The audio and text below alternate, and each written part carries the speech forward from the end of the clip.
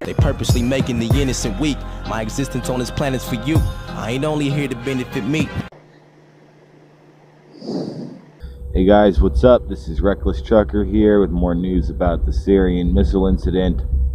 So exactly what do we know so far? Really not much, but I have more detailed and specific information as to what the damage was.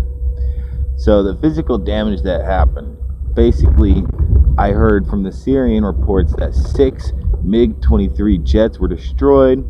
Other reports have said as many as 20 of them were destroyed, along with a storage depot, a training facility, a radar station, and their canteen, the bar. That was according to the Russian Ministry of Defense, who also said that the effectiveness was poor considering how many missiles were launched. 6 dead according to some, 3 civilians included in that, and 9 people dead according to Syrian news, 6 of which were children according to the Syrian news. And it seems 7 soldiers according to others, with 9 soldiers wounded, and others not reporting on any or very little civilian casualties or wounds. I was also told that several news agencies have been reported that Russia was informed beforehand to minimize international relations issues and complications. And it seems like the airstrip itself is still intact. Many ships were damaged, many hangars were damaged. But in the video, you can clearly see that there are some hangars that are still perfectly intact with intact jets behind them.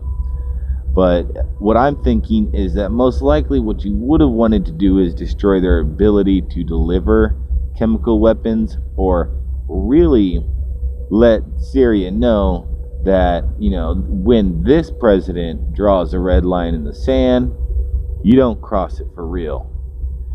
And it seems that Russia is reacting, pretty much predictable. Syria is saying, oh, you're now a member of ISIS, you're supporting ISIS. And it seems some people within Syria are even actually giving him a nickname. They're calling him Aku Ivanka or something like that. They're basically praising Trump for having done this.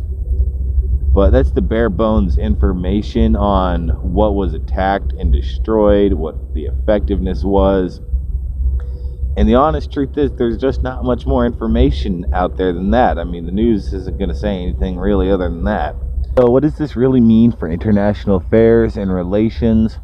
Could it start a World War III? Could it start another civil war or another war going on in the world? I doubt it. I really, really doubt it, honestly. Syria's already in the middle of a civil war, and Russia knows that Syria likely broke international law in using chemical warfare. And quite frankly, we warned Russia ahead of time, and at this point, Russia, I believe, is just kind of posturing to make it seem good to their allies, while also not really harming the relationship with America.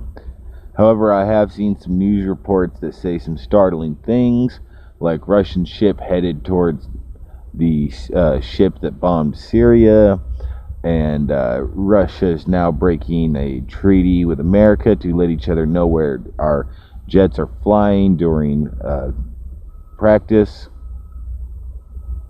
And just overall, I think it's going to be kind of a shit show for international relations, but it's not going to be like war or World War III level stuff.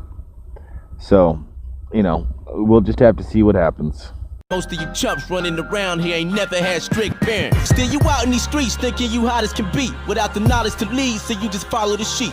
You been brainwashed by a fake life that you used to live in. Yo, society's got you living for a whack cause. You're a fucking adult with no skills at all. You don't read any books or play ball. You don't draw, you literally do nothing at all. Your lazy ass don't commit to labor. You pick something up, try it out, and put it down 2 minutes later.